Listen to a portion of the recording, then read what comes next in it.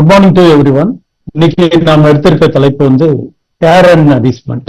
இது வந்து பீரியாடிக் டேபிள்ல ரோ 3 பத்தி பேசுவது. இந்த ரோ 3 ரோ 4 வந்து ரொம்ப இம்பார்ட்டன்ட். இதுல தான் அதிகமான பேஷண்ட்ஸ் நமக்கு வருவாங்க. ரோ 1 ரோ 2 அதிகமா வர மாட்டாங்க. ரோ 5 ரோ 6 வர மாட்டாங்க, ரொம்ப ரேரா தான் வருவான். அதனால ரோ 3யும் ரோ 4யும் கான்சன்ட்ரேட் பண்ணா கொஞ்சம் நல்லா இருக்கும். ரோ 1 அண்ட் ரோ 2 வந்து ரொம்ப ரேரா வருவாங்க. அதாவது மென்டலி இல் பேஷண்ட் இருக்காங்க பாருங்க, அவங்க எல்லாம் வந்து இந்த ரோ 2ல கொஞ்சம் அதிகமா வருவதற்கு வாய்ப்பு இருக்கும். ரோ 3 தான் வந்து நம்ம அன்றாட வாழ்க்கையில நம்ம என்கவுண்டர் பண்ற பேஷண்டா இருப்பாங்க. அதுல இந்த கேர் அண்ட் நரிஷ்மெண்ட் பத்தி பேசுறது தான் இந்த ரோ 3. அதை பத்தி தான் நம்ம பேச போறோம். ரோ 3 பத்தி தான் பேச போறோம். இதுல என்னென்ன மருந்துகள் இருக்கு அப்படின்னு சொல்லிடுற ரோ 3ல நேட்ரம், மெக்னீசியம், அலுமினா, அடுத்து சைலிஷியா, பாஸ்பரஸ், சல்பர், மியூராட்டிகம், ஆர்கான், இத்தனை மருந்துகள் இருக்கு. இதை நம்ம எப்படி பயன்படுத்துறது, என்ன மாதிரி சூழல்ல இதை பயன்படுத்தலாம் அப்படிங்கறத பத்தி தான் இன்னைக்கு பேச்சு. ஃபர்ஸ்ட் ஒரு கேஸுங்க. இந்த கேஸ் அப்படின்னு சொன்னா, இவங்க ராஜபாளையத்துல இருந்து வராங்க. இவங்களுக்கு ஒரு பையன், அந்த பையனுடைய கண் பார்வை கண்ணு வந்து கொஞ்சம் வித்தியாசமா இருக்கு. ஒரு ஸ்கின்ட இருக்கிற மாதிரி இருக்கு, பார்வையும் கொஞ்சம் கம்மியா இருக்கு. மைண்ட் ஸ்டோன் ப்ராப்ளம் எல்லாம் இருக்கு. பேச்சு சரியா வரல, பழக்க வழக்கங்கள் வரல, ஓடுறது, விளையாடுறது, நடக்கிறது, பிஹேவியர் எல்லாத்துலயும் ப்ராப்ளம் இருக்கு. இதுக்காக எல்லா ட்ரீட்மெண்ட்டும் எடுத்து பாக்குறாங்க, சரியாகல. இந்த சூழல்ல என்கிட்ட வராங்க. அப்ப அந்த அம்மாட்ட நான் வந்து பிரெக்னன்சி பீரியட பத்தி சொல்லுங்க அப்படின்னு சொல்லி சொன்னேன். அவங்களுக்கு நான் பையனுக்கு தான் வந்திருக்கேன் அப்படின்னு சொல்லி சொன்னாங்க. அம்மா அது ரைட் தான்மா, பையன் வந்து உங்க வயிற்றுல இருந்து தான் வந்திருக்கான். உங்க மனநிலை எப்படி பாதிச்சிருக்குங்கிறத தெரிஞ்சாதான் அந்த பதிவு தான் அந்த குழந்தையினுடைய நோய்க்கு காரணமாக இருக்கிறதுக்கு வாய்ப்புகள் இருக்கு. அதனால அதை பத்தி சொன்னீங்கன்னா கொஞ்சம் நல்லா இருக்கும், தயவு செய்து சொல்லுங்க அப்படின்னு சொன்ன பிறகு அந்த அம்மா கொஞ்சம் சங்கடத்துக்கு பிறகு சொல்ல ஆரம்பிச்சாங்க. அது எப்படின்னா, கொஞ்சம் ஹஸ்பண்ட் கிட்ட பேசிட்டு சொல்லலாமா வேண்டாம்னு முகத்தை பார்த்துக்கிட்டு அப்புறம் பேசுறாங்க. என்னம்மா உங்களுக்கு ப்ராப்ளம் அப்படின்னு கேட்டா, இல்ல ஹஸ்பண்ட் வந்து என்னை விட்டு கொஞ்சம் தனியா இருந்தாரு அப்படின்னாரு. இந்த 2 பேருக்கும் மன பிரச்சனை, அதனால பிரிஞ்சிட்டீங்களா அப்படின்னு கேட்டேன். இல்லைங்க அப்படின்னு. அப்புறம் அப்படின்னு கேட்டேன். வெளிநாட்டுல ஏதாவது போயிட்டாரா அப்படின்னு கேட்டேன். இல்லைங்க அப்படின்னு. அப்புறம் என்னங்க அப்படின்னு. நாங்க மேரேஜ் ஆகி மெட்ராஸ்ல ஸ்டே பண்ணியிருந்தோம், அங்கதான் தங்கியிருந்தாங்க, அவர் வேலை பார்த்துட்டு இருந்தாரு. நான் 7 மாசம் ஆனோடனே என்னோட ஹஸ்பண்ட் வந்து என்னுடைய அம்மா வீட்டுக்கு அனுப்பி வச்சுட்டாங்க. அங்கதான் பிரச்சனை வந்தது. கரெக்டா தானே செஞ்சிருக்காங்க, 7வது மாசம் வந்து அம்மா விட்ட போயிடுறது நல்லது தானே அப்படின்னா. நான் போகிறதுக்கு விருப்பப்படல. பாருங்க, நான் போகிறதுக்கு விருப்பப்படல. ஏங்க அப்படின்னு கேட்டேன். அங்க வந்து வசதி இல்லை, நான் வந்து தங்கணும்னா அங்க ரூம் இல்லை, எதுவும் இல்லை, பொதுவாக தான் இருக்கணும், அது எனக்கு ரொம்ப சங்கடமா இருக்கும். அதனால இன்னொருத்தவங்க வீட்டுல தான் போய் தங்க வேண்டிய சூழல் வரும், அது ரொம்ப கஷ்டம் எனக்கு. அதனால எங்க அம்மா வீட்டுக்கு போறதுக்கு எனக்கு பிடிக்கல, அதனால இங்கேயே இருந்து பிரசவம் பார்க்கறதா நான் விரும்பினேன்.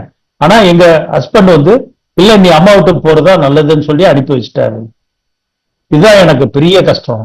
என் ஹஸ்பண்ட் பார்த்திருந்தாருன்னா எனக்கு கொஞ்சம் திருப்தியா இருந்திருக்கும், மன சந்தோஷமா இருந்திருக்கும். அவர்கிட்ட இருந்து நான் பிரிஞ்சதுதான் எனக்கு ரொம்ப கஷ்டம். அவர் என்னைய பார்க்க மறுத்துட்டதுதான் எனக்கு சங்கடம். பாத்தீங்களா, இந்த பெண்ணாவது தன்னோட கர்ப்ப காலத்துல அம்மா கூட இருக்கதானே விரும்புவாங்க. இங்க பாருங்க எப்படி ஒரு மாறுதல் நடந்திருக்கு பாருங்க. இத நாம புரிஞ்சுக்கணும், இந்த கேஸினுடைய தன்மையை புரிஞ்சுக்கணும். அம்மாட்ட இல்லாம தன்னோட வசதி, தனக்கு கேர் அண்ட் நரிஷ்மெண்ட் எங்க கிடைக்குமோ அங்கதான் நான் இருக்கணும் அப்படின்னு நினைக்கிறாங்க. அது ஹஸ்பண்ட் கிட்ட தான் கிடைக்கும். அங்க அம்மாட்ட போனோம்னா நம்மள வேலை வாங்குவாங்க, நமக்கு போதுமான வசதி இல்லை அந்த வீட்டுல. பேசாம நம்ம ஹஸ்பண்ட் கிட்ட இருந்தோம்னா ஹஸ்பண்ட் எல்லாத்தையும் பார்த்துருவாரு. எப்படி பாருங்க, அந்த அம்மா ஒரு பிளான் பண்ணியிருக்காங்க பாருங்க. இது பெண்களுக்கு இயல்பாக இருக்கும். அந்த நேரத்துல வந்து ஹஸ்பண்ட் வந்து உதவி செய்வதற்கு தயாராக இருப்பாங்க. ஆனா அம்மா வந்து இதோட நல்லா உதவி செய்வாங்க, நல்லா பாத்துக்குவாங்க. அதனால மேக்சிமம் வந்து அம்மாட்ட போறதுக்கு தான் பெண்கள் விருப்பப்படுவாங்க. ஆனா இங்க வந்து உல்டாவாக ஹஸ்பண்ட் தான் பார்க்கணும் அப்படிங்கிற ஒரு நிர்பந்தத்தை வைக்கிறாங்க. இதுதான் அந்த கேஸினுடைய சாரம். இந்த கேஸ்ல வந்து நான் நேட்ரமோர் 3x கொடுத்திருந்தேன். அந்த பையனுக்கு வந்து காய்ச்சல் வந்துச்சுன்னா ஃபிட்ஸ் வந்துடும், ஃபிட்ஸ் இடையில இடையில வர ஆரம்பிச்சிட்டோம். அப்புறம் அவனோட பிஹேவியர்ல ஏகப்பட்ட பிரச்சனைகள்லாம் இருந்தது. இதையெல்லாம் நான் எப்படி இருக்க மருந்து கொடுத்த பிறகுன்னு கேட்ட போது முதல் ஒரு 3-4 days வந்து அவளை ரிசல்ட் தெரியல. 4th டேக்கு அப்புறம் தான் சொல்ல ஆரம்பிச்சாங்க, அந்த ஃபிட்ஸ் வர்றதெல்லாம் குறைஞ்சிருக்கு அப்படின்னு சொன்னாங்க. அப்புறம் கண்ணு ஒரு மாதிரி வச்சு பார்ப்பான், இப்ப அப்படி பாக்குறது இல்ல, கொஞ்சம் பெட்டரா பாக்குறான் அப்படின்னு சொன்னாங்க. அதுக்கடுத்து பிஹேவியரிலும் கொஞ்சம் மாற்றங்கள் வர ஆரம்பிச்சிருக்கு, இப்ப திருப்தியா இருக்கு, அடிக்கடி முந்தி காய்ச்சல் வந்துகிட்டு இருக்கும், இப்ப காய்ச்சல் வர்றதும் குறைஞ்சிருக்கு அப்படின்னு சொல்லியிருக்காங்க. கட்டாயமாக இந்த கேஸ் வந்து ஒரு நல்ல மாற்றத்தை, பிரமாதமான ஒரு மாற்றத்தை கட்டாயமாக உருவாக்கும். ஏன்னா இந்த கேஸ் வந்து அந்த பிரெக்னன்சி ஹிஸ்டரிய கரெக்டா புரிஞ்சுக்கிட்டு சரியாக மருந்து கொடுத்ததுனால, அதுவும் எப்படின்னா இந்த ரோ 3 கேர் அண்ட் நரிஷ்மெண்ட் எடுத்து கொடுத்திருக்கிறதுனால, இந்த நேற்றம் என்ன, நியூராட்டிக்கம் என்ன அப்படிங்கிறத நம்ம பார்ப்போம். ஃபர்ஸ்ட் நேற்றம் என்ன சொல்லுது அப்படின்னு சொன்னா, இந்த ஃப்ளூரிக்கம் இருக்கு இல்லைங்களா, செகண்ட் ரோல லாஸ்ட்ல அம்மாவுடைய தொப்புள் கொடியை அறுத்து வெளியே வர்றது. Wants to have a divorce, I don't want to live with him அப்படின்னு சொல்லி, நான் அவங்க கூட இருந்து நான் தனியா வந்துடணும், நான் விவாகரத்து பண்ணணும் அப்படின்னு சொல்ற இடம் தான் ஃப்ளூரிக். இது ஒரு ரூப்ரிக்காவே இருக்கு. டைவர்ஸ் அப்ளை பண்ணணும், அவன் கூட வாழ விருப்பப்படல, அவன்கிட்ட செப்பரேட் ஆகணும் அப்படின்னு சொல்றதுதான் ஃப்ளூரின்.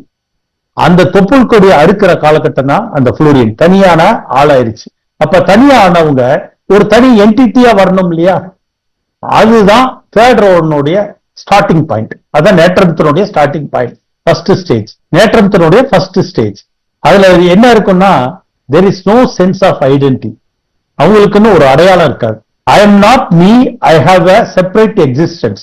நான் நானாக இல்லை, ஆனா எனக்குன்னு ஒரு தனி இருத்தல் இருக்கு, ஆனா அடையாளம் இல்லை. But I have no separate identity. Separate existence இருக்கு, ஆனா செப்பரேட் ஐடென்டிட்டின்னு இல்லை. ஏன்னா இப்பதான் ஸ்டார்டிங் பாயிண்ட் நான் ஆரம்பிச்சிருக்கேன். அதனால I have no capacity to find my own nourishment and care. I have no capacity to find my own nourishment and care. என்னுடைய பராமரிப்பு, தனக்கு வேண்டிய ஊட்டச்சத்து ஆகாரங்கள் எல்லாம் கிடைப்பதற்கு எனக்கு நானே உருவாக்க முடியாத ஒரு சூழல்ல இருக்கு. I have no capacity to find my own nourishment and care. இதுதான் நேற்றம். அப்ப இந்த அம்மாவுக்கு எப்படின்னா, தன்னுடைய ஹஸ்பண்ட் வீட்டுல தனக்குன்னு ஒரு அமைப்பை உண்டாக்கிட்டு, நானும் இங்க இருந்துக்கிறேன், நானே இப்ப எல்லாத்தையும் பாத்துக்கிறேன், அம்மாட்ட நான் போகல, ஏன்னா அம்மா வீட்டுக்கு போனா கூட அங்க கொஞ்சம் ஏற்பாடு பண்ணி நானே நான் பாத்துக்கிறேன் அப்படின்னு சொல்லுவதற்கான தகுதி நிலையே இல்லை. நான் யார்கிட்டயாவது சார்ந்து இருக்கணுங்கிற ஒரு தன்மை இருக்கு. இது நேற்றத்தினுடைய ஒரு வெளிப்பாடு, ரைட்டுங்களா? நியூராட்டிக்கத்தினுடைய வெளிப்பாடு என்னன்னா, வித்தியாசமான ஒரு கேட்டகரி. அது எப்படின்னா, completely opposite identity. I am the opposite of you. Completely opposite identity. I am the opposite of you. நீ சொல்ற மாதிரி நான் வந்து இருக்க முடியாது, நான் அவரோட ஹஸ்பண்ட் வீட்டுல தான் இருப்பேன், உன் வீட்டுல வர முடியாது, நீ வேணா இங்க வந்து என்னைய பார்த்து பாரு. பாத்தீங்களா, நீ வேணா என்னைய வந்து பாரு, என்னைய வந்து பராமரிச்சுக்கோ அப்படின்னு அம்மாவை கட்டளையிட்டு தன்னோட வீட்டுக்கு வந்து இருக்க பார்க்க வைக்கிறது தான் நியூராட்டிக்கம். அப்ப குளோரிங்கிற எலமெண்ட்டை நாம இந்த இடத்துல யோசிக்கலாம். சமூகத்துல வந்து அம்மா வீட்டுக்கு போய் தான் பார்க்கணும் பிரசவத்தலாம், ஆனா அதுக்கு ஆப்போசிட்டா ஒரு சிந்தனை வருது பாத்தீங்களா, completely opposite identity. I am the opposite of you. நான் என்னோட வசதி தான் பார்ப்பேன், உன் வீட்டுல வந்துட்டு நான் கஷ்டப்படுறதுக்கு எனக்கு விருப்பம் இல்லை. நான் என் ஹஸ்பண்ட் வீட்டுல இருப்பேன், ஹஸ்பண்ட ஒரு மிரட்டி நான் அங்கெல்லாம் போறதுக்கு நான் விருப்பப்படல, நான் இங்கதான் இருப்பேன், எங்க அம்மாவை தான் வர சொல்லிடுறேன், இல்லாட்ட உங்க அம்மாவை வர சொல்லுங்க, என்ன நான் பாத்துக்கிறேன் அப்படின்னு சொல்றது குளோரி. இங்க வந்து அதுக்கான வாய்ப்பும் இல்லை இந்த அம்மாட்ட.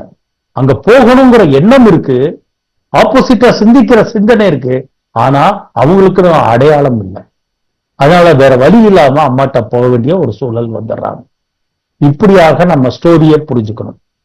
இந்த நரேஷனை நம்ம புரிஞ்சுக்கிட்டாதான் நம்ம நேற்றமோர் கொடுக்க முடியும். அப்படிதான் அவங்களுக்கு நேற்றமோர் 3x கொடுத்து அந்த பையன் வந்து இப்ப பெட்டரா இருக்கிறான். அநேகமாக அவன் நல்லா ஆயிடுவாங்கிற நம்பிக்கை எனக்கு இருக்கு. நல்லா ஆயிடுவான்னா அப்படியே 100% வர முடியாது, நல்ல பெட்டர்மெண்ட் வருவதற்கு அதிக வாய்ப்பு இருக்கு. அடுத்து நம்ம பார்க்க வேண்டிய மருந்து வந்து நேற்றத்துக்கு அடுத்து மெக்னீசியம். மெக்னீசியம் வந்து எல்லாருக்கும் தெரிஞ்சது, அது ஒரு ஆர்ஃபன் ரெமடி. இது வந்து எப்படின்னா, பிகினிங் டு ஃபீல் ஐடென்டிட்டி. இப்பதான் தன்னுடைய அடையாளத்தை பார்க்கலாம் அப்படின்ற சிந்தனை உள்ளது. Beginning to feel identity. என்னுடைய அடையாளத்தை இப்பதான் பார்க்கிறது. And choice. தனக்குன்னு ஒரு தேர்வு, தன்னுடைய அடையாளம்ங்கிறத பார்ப்பதற்கான ஒரு ஆரம்ப காலகட்டம். But is afraid to express it. எனக்குன்னு ஒரு அடையாளம் வருது, எனக்குன்னு ஒரு தேர்வு இருக்கு அப்படிங்கிறத வெளியே சொல்வதற்கு பயம். ஏன்னா ஆர்ஃபன், யார் வீட்லயாவது யாரை நம்பியாவது யார்கிட்டயாவது தெய்வல வாழ வேண்டிய ஒரு சூழல்ல எனக்கு இப்படி இருக்கணும், ட்ரெஸ் போடணும், எனக்கு இப்படி சாப்பாடு வேணும், எனக்கு இது வேணும் அப்படின்னு கேட்க முடியுமா? கேட்க முடியாது. I want this, I want to eat this food அப்படின்னு கேட்க முடியுமா? ஐ லைக் திஸ் அப்படின்னு சொல்ல முடியுமா? முடியாது.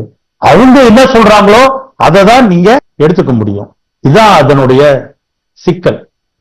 ஐ do not want to be me because if I am me, I will be left alone.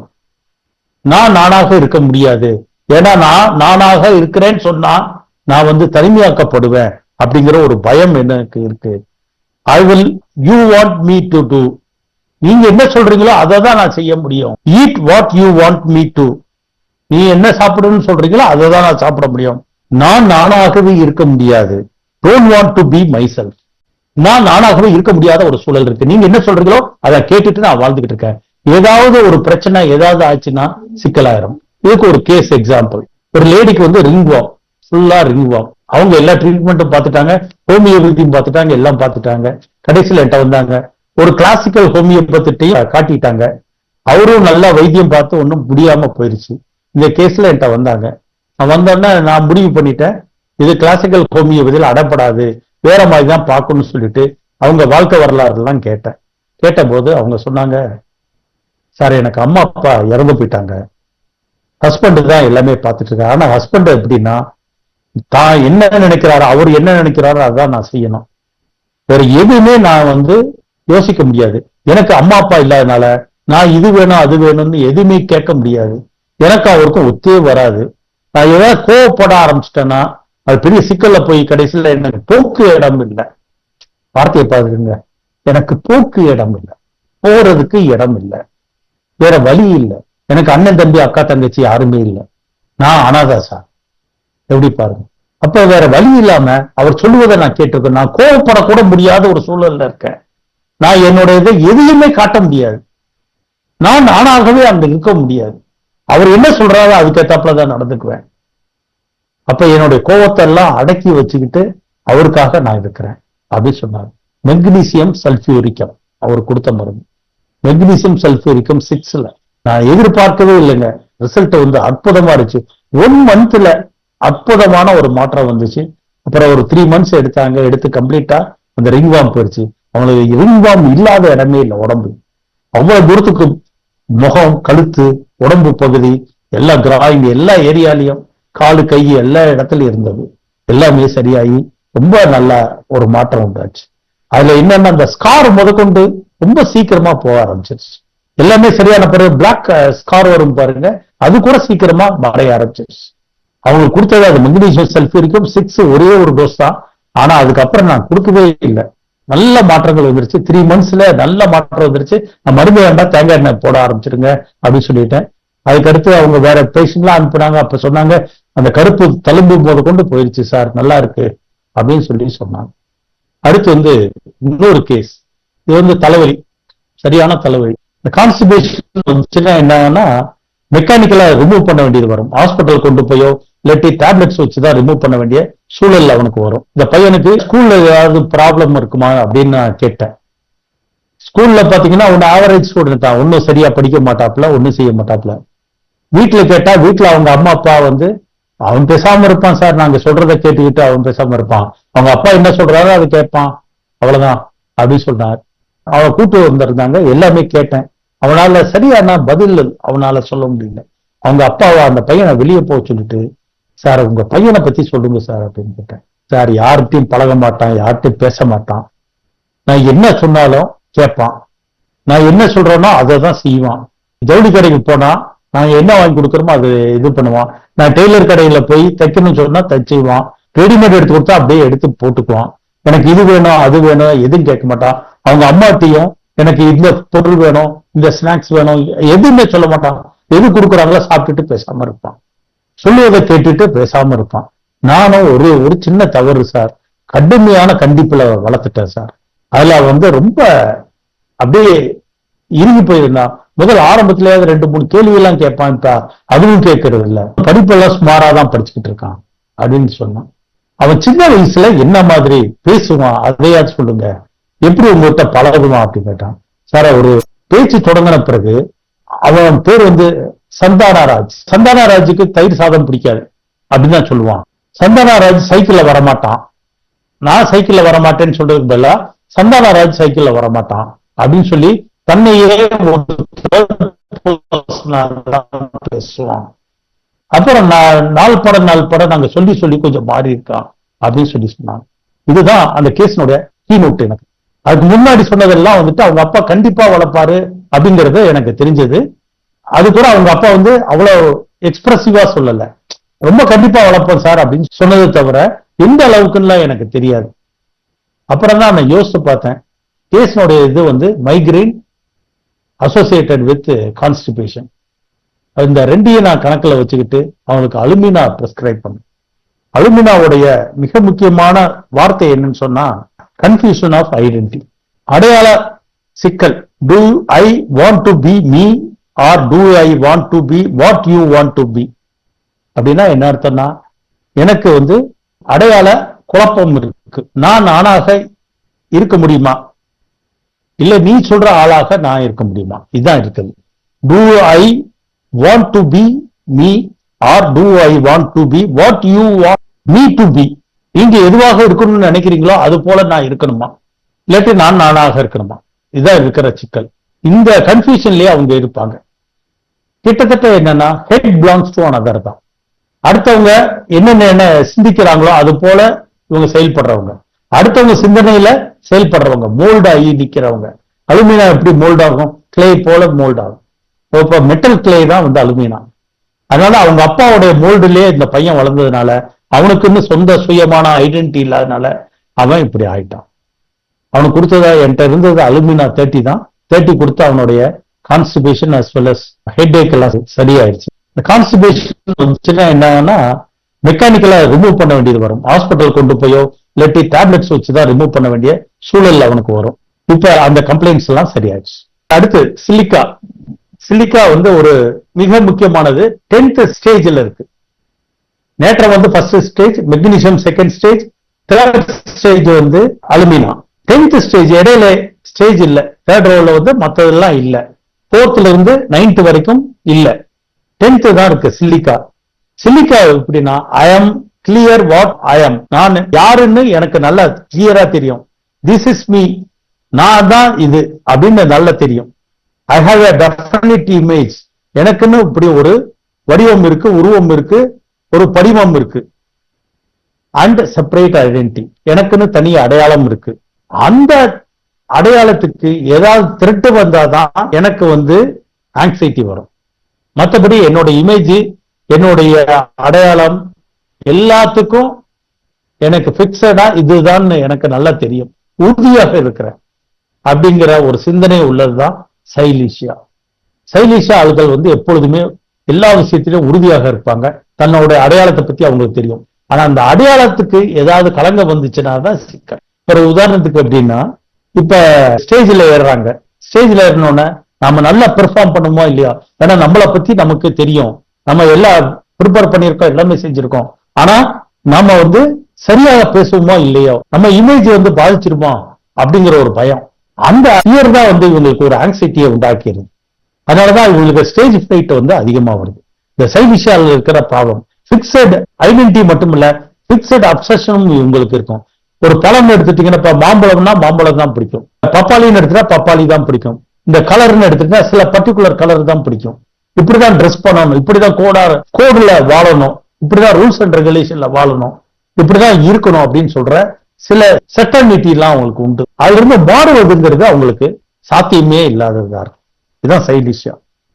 பாஸ்பஸ் வந்து ஐ எம் நாட் யூ, நான் நீங்க நினைக்கிற ஆள் இல்ல, நான் identity apart from what has been given. நீங்க என்ன சொல்லி இருக்கீங்களோ, நீங்க என்ன நினைக்கிறீங்களோ, என்ன கொடுக்கப்பட்டிருக்கோ அதுக்கு அப்பார்ட், நான் கொஞ்சம் வேற மாதிரியான ஆளு, நீங்க நினைக்கிற ஆளு இல்ல நான். இதுதான் பாஸ்பரஸ். அப்படின்னா என்ன அர்த்தம், எனக்கு I have my own choice, எனக்குன்னு ஒரு சாய்ஸ் இருக்கு, நீங்க சொல்றத நான் கேட்டுக்கிட்டு இருக்கணும்னு அவசியம் இல்லை அப்படிங்கிறது தான் பாஸ்பரஸ். சல்பர் எப்படின்னு சொன்னா ரொம்ப உறுதியானது. I am different from you, I am different from you. Foolish ப்ரைடும் அண்ட் ஈகோ இருக்கும். நீ சொல்ற மாதிரி எல்லாம் இல்லப்பா, நான் வித்தியாசமான ஆளு, எல்லாத்துலயும் வித்தியாசமான ஆளு அப்படின்னு சொல்றதுதான் இந்த சல்பர். பாஸ்பரஸ்க்கு எனக்குன்னு ஒரு சாய்ஸ் இருக்குன்னு சொல்லுவாங்க. ஆனா சல்பர் அப்படி இல்லை, நான் உன்னில இருந்து வித்தியாசமான ஆளு அப்படின்னு சொல்ற அளவுக்கு வளர்ந்து இருக்கும். ஒரு உதாரணத்துக்கு ஒரு அம்மாவுக்கு தலை சுற்றுறது என்னன்னு கேட்டீங்கன்னா, பொண்ணு வந்து மேரேஜ் பண்ணிட்டு போயிட்டாங்க, லவ் மேரேஜ். அந்த லவ் மேரேஜ் உங்களை எப்படிமா பாதிச்சுச்சு? என்ன சமூகத்துல அந்தஸ்து குறைஞ்சதாக? சமூகமா அந்தஸ்து குறைஞ்சாவது, அவ என்னைய மதிக்கல சார், அவளை நான் மதிப்பனா? எப்படி பாத்தீங்களா? I am different from you. அவ என்னை மதிச்சிருக்கணும்ல. இந்த செல்ஃப வந்து இந்த ஈகோவை அவ ரெஸ்பெக்ட் பண்ணிருக்கணும்ல, பண்ணல. அவன் சல்பர் 3x கொடுத்துதான் அவங்களோட தலை சுற்றலை நிப்பாட்டி. குளோரின் வந்து என்னன்னா completely opposite identity. I am the opposite of you. நான் உனக்கு ஆப்போசிட்டான அளவை நான் நீ சொல்ற மாதிரி இருக்க மாட்டேன். எப்படி வேணா இருக்கு. இதுக்கு உதாரணம், ஒரு அம்மா வந்து டிப்ரெஷன்ல வராங்க. என்னன்னு கேட்ட போது, சார் இது வரைக்கும் ஒரு 6 ஆண்கள் கூட நான் பழகியிருக்கேன், இப்ப 6வது ஆளு, இவரு கூட ரொம்ப க்ளோஸா நான் பழகிட்டு இருக்கேன். இப்ப இவரு 3 மாசமா என்கிட்ட பேச மாட்டேங்கிறாரு. பேசினா போனை கட் பண்றாரு. என்னன்னு நேர்ல போய் பார்த்தோம்னா மோத்த கொடுத்து பேச மாட்டேங்கிறாரு. இது எனக்கு பெரிய மன உளைச்சலா இருக்கு. எனக்கு டிப்ரெஷன் ஃபார்ம் ஆயிருக்கு. நான் இந்த மாதிரி பாக்குறது வந்து என்னோட பெண் குழந்தைகளுக்கு எல்லாருக்கும் தெரியும், சுத்தி இருக்கவங்களுக்கு எல்லாம் தெரியும். நான் இதை பத்தி எல்லாம் கவலைப்படுறது இல்லை. பாத்தீங்களா? I am opposite of you, want of moral feeling. அவங்களுக்கு கொடுத்தது நேற்றமூர் தான். கொடுத்த அந்த டிப்ரெஷன் போயிடுச்சு. அப்புறம் கொஞ்சம் அவங்க நார்மல் ஆனாங்க. அடுத்து வந்து ஆர்கன் அப்படிங்கிற ஒரு மருந்து. இது வந்து noble gas, conducted with identity. அதே போல total absence of care when needed. Total absence of care and nourishment when needed. அவங்களுக்கு தேவை பராமரிப்பும் ஊட்டச்சத்தும் எப்ப தேவையோ அப்ப கூட அவங்க வேண்டாம்னு சொல்லிடுவாங்க. அந்த அளவுக்கு they are contented with their identity. Care and நரிஷ்மெண்டே வேண்டாம், நானா வாழ்ந்துக்குவேன், எனக்கு எந்த பிரச்சனையும் இல்லை, எதை பத்தி கவலை இல்லை, நான் கண்டென்டட், நான் முழுமை அடைந்து விட்ட ஒரு ஆளு, நான் உங்க கேர் நரிஷ்மெண்ட்டுக்கெல்லாம் நான் ஆளு இல்லை, அதெல்லாம் எனக்கு தேவையும் இல்லை, நானே என்னை பார்த்துக்க முடியும் அப்படின்னு சொல்ற ஆளு தான் வந்து இந்த நோபல் கேஸ் ஆர்கன். இது அடுத்தவங்க வந்து கேர் அண்ட் நரிஷ்மெண்ட் கொடுத்தா கூட அவங்களுக்கு வேண்டான்னு சொல்லக்கூடிய ஒரு நிலையில அவங்க முழுமை அடைந்ததாக நினைக்கிறாங்க. அப்ப இந்த தேட்ராவர் நம்ம கம்ப்ளீட்டா பார்த்திருக்கோம். அதுல சில கேஸ் எக்ஸாம்பிள்ஸ் சொல்லி இருக்கோம். இதை நீங்க புரிஞ்சுக்கிட்டீங்கன்னா கொஞ்சம் நல்லா இருக்கும், உங்களுக்கு உபயோகமா இருக்கும். Thank you sir. ஒரு கேஸ்க்கு மக்னீசியம் சல்ஃப் கொடுத்தீங்க, அவங்க ஒரு அனாதையா ஃபீல் பண்றாங்க அப்படின்னு. ஜென்ரலா மக்னீசியம் யூரியாட்டிக்கமும் மக்னீசியம் கார்போ தானே சார் கொடுப்பாங்க அந்த அனாதையா ஃபீல்? ஆமா, இதுல வந்து ஹஸ்பண்ட் ஒய்ஃபுக்குள்ள இருக்கிற ப்ராப்ளம். அதுல வந்து ஹஸ்பண்டோடைய பிரச்சனைய வந்து அவங்க வந்து எப்படி என்கவுண்டர் பண்றாங்கன்னா, தன்னோட கோபத்தை காட்டாம என்கவுண்டர் பண்றாங்க. குறிப்பாக சல்ஃபர் வந்து என்கவுண்டர் பண்ணும்போது கோபத்தையும் காட்டுவாங்க, சைலண்டாவும் இருப்பாங்க. ஈல்டிங் டிஸ்பொசிஷன் இருக்கும், அக்ரெசிவ் சைடும் இருக்கும். ஆனா மெக்னீசியத்துல வந்துட்டு எப்படின்னா, மெக்னீசியம் சல்ஃப்ல முக்கியமானது என்னன்னா, கோபத்தை வெளிப்படுத்தினாலும் நம்ம அனாதை ஆயிடுவோங்கிற எண்ணம் இருக்கும். அதுதான் இங்க கீ நோட். சரி சரி சார். அப்புறம் இந்த நேற்றமூர் கேஸ்ல அவங்க ஒரு 6 ஆண்களோட தொடர்பு இருக்கு அப்படிங்கும்போது அந்த அளவுக்கு நேற்றமூர் ஓப்பனா இது பண்ணுவாங்களா சார்? இல்ல இந்த புளோரிக்கம் டைப்ல போகலாமா அப்படிங்கிற ஒரு டவுட். இல்ல, நேற்றமூர் வந்து பேச மாட்டாங்கன்னு சொல்லுவாங்க, இன்ட்ரோவர்ட் அப்படின்னு சொல்லுவாங்க. அப்படி எல்லாம் இல்லைங்க. இந்த அம்மாவுக்கு டிப்ரெஷன் ஃபார்ம் ஆயிருக்கு. இந்த அம்மா பேசிக்கலா என்னன்னு சொன்னா, இது புளூரின் நீங்க புரிஞ்சுக்க வேண்டிய அவசியம் இல்லை. புளூரின் புரிஞ்சுக்க வேண்டிய நேற்றமூருக்கும் இந்த மாதிரியான சிந்தனை போக்கு உண்டு. ஹஸ்பண்ட் இருக்கும் போதே மற்றவங்களோட தொடர்பு இருக்கிறது அதெல்லாம் இருக்கும், நேற்றமூருக்கு இருக்கும். சில இடத்துல எக்ஸ்பிரசிவா இருப்பாங்க, சில இடத்துல இன்ட்ரோவர்ட்டா இருப்பாங்க. மேக்சிமம் அவங்க இன்ட்ரோவர்ட்டா இருக்கிறது தான் அதிக வாய்ப்பு இருக்கும். கொஞ்சம் டாக்டர் வந்து ட்ரஸ்ட் ஒர்த்தியா இருந்தாங்கன்னா கொஞ்சம் நல்லா சொல்லிடுவாங்க. என்கிட்ட அவங்க ஓப்பனா வந்து இதை சொல்லியிருக்காங்க. அப்புறம் சார், போன வாரம் நடந்த கேள்வியில ஒரே ஒரு கேள்வி, இன்னைக்கு வந்து அவமானப்பட்ட உணர்வு, ஒரு ஆள் வெட்டிடுறான், அவருக்கு பேச்சு வராம போயிடுது, அதுக்கு வந்து ஈஸியா கொடுக்குறீங்க. ஆமா, அது வந்து என்ன அவமானப்பட்ட உணர்வுல அந்த மாதிரி எடுத்தீங்களா இல்ல வேற எப்படி சார் அது இக்னிஷன்? ஆமா சார், அதாவது கம்போசிட்டே ஃபேமிலியும் ரெனான்குலிசே ஃபேமிலியும் ஒண்ணுக்கு ஒண்ணு தொடர்பு உள்ளது. கம்போசிட்டே ஃபேமிலினா ஆர்னிகா ஃபேமிலி, ரெனான்குலிசே ஃபேமிலினா ஸ்டாபிசாக்கரியா ஃபேமிலி. ரெண்டுலுமே இன்சல்ட்ங்கிறது ஒரு சென்சேஷன், பேசிக் சென்சேஷன் ரெண்டுலுமே இருக்கும். Hurt and insult. நம்ம தீயினால் சுட்ட பொன் உள்நாரும் ஆறாதே நாவினால் சுட்ட வடு அப்படிங்கிறதுக்கு கம்போசிட்டே பொருந்தும். அதே போல ரெண்ணான் கொலைசேவும் பொருந்தும். ரைட்டுங்களா?